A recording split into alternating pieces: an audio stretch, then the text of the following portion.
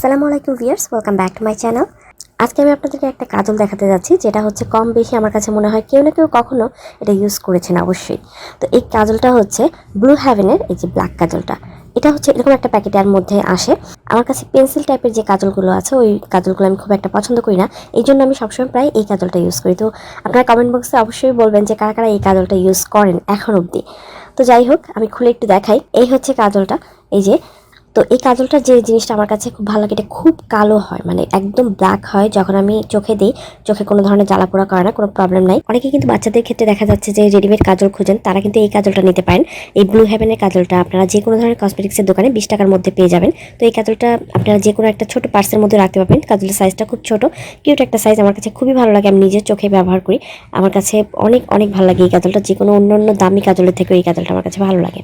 অনেকেই হয়তো ভাবতে পারেন যে এই কাজলটা ওয়াটারপ্রুফ কিনা, এটা কিন্তু ওয়াটারপ্রুফ কাজল না, যেহেতু 20 টাকার একটা সস্তা একটা কাজল, সো ওয়াটারপ্রুফ এটা না। তো এই কাজলটা যারা যারা ইউজ করেন তারা অবশ্যই আমাকে জানাবেন কমেন্ট বক্স।